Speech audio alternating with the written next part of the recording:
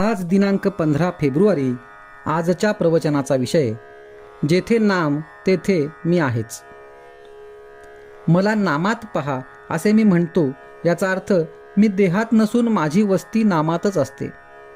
कारण आपले मन जिथे असते तिथेच आपण खऱ्या अर्थाने असतो. समजा तुम्ही यात्रेला गेला आहात, पण मन घराबद्दलच चिंतन करीत असेल, तर तुम्ही देहाने क्षेत्रात असलात तरी खऱ्या अर्थाने घरीच आहात असे नाही का होत. त्याप्रमाणे तुम्हाला जर कोणी विचारले की तुम्ही नेहमी कुठे असता, तर आम्ही विषयातच असतो असेच सांगावे लागेल. ज्यांना जे जास्त आवडते त्यातच ते असतात, हे खरे ना. मग तुमचा गुरु कुठे आहे असे जर कोणी विचारले, तर मी नामात आहे असेच म्हणाल ना. म्हणून जिथे नाम चालू आहे तिथे मी आहेच. जो नामस्मरण करतो त्याच्या मागे पुढे मी उभा आहे.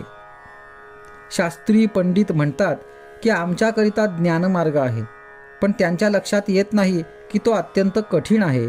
त्यात अभिमान नष्ट होण्याऐवजी वाढण्याचाच संभव जास्त असतो. ब्रह्म सत्यम जगत मिथ्या हे तत्व त्यांच्या बुद्धीला पटते, पण त्यांच्या अनुभवाला मात्र येत नाही. जग मिथ्या आहे असे ते म्हणतात, पण आपल्या देहाला मात्र सत्य मानतात. नुसत्या विचाराने देहाचे मिथ्यत्व अनुभवाला येणे अत्यंत कठीण आहे.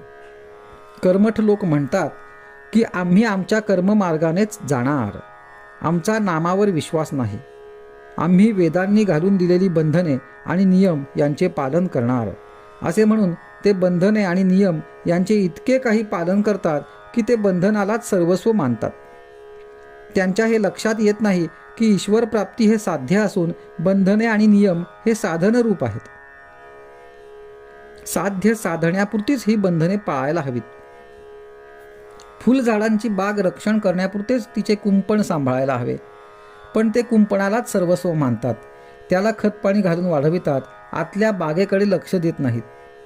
वैदिक कर्माने चित्तशुद्धी होते हे मी मान्य करतो, परंतु ज्या भगवंताची प्राप्ती व्हावी म्हणून चित्तशुद्धी करायची, त्या भगवंताचे अधिष्ठान जर वैदिक कर्मांना नसेल, तर कर्ममार्गाचे पर्यवसान कर्मठपणात होते. नामावर विश्वास नाही असे ते म्हणतात, पण संध्येच्या किंवा कोणत्याही वैदिक कर्माच्या सुरुवातीला केशवाय नमः असे म्हणतात. ते नाम नव्हे काय. वेद म्हणजे भगवंताची स्तुती होय. ती करीत असताना आपले लक्ष शब्दाकडे नसावे, त्यांच्या अर्थाकडे असावे. अर्थ न समजला तरी भगवंताकडे असावे.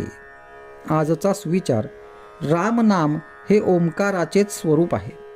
ते सर्व कर्मांचा आणि साधनांचा प्राण आहे.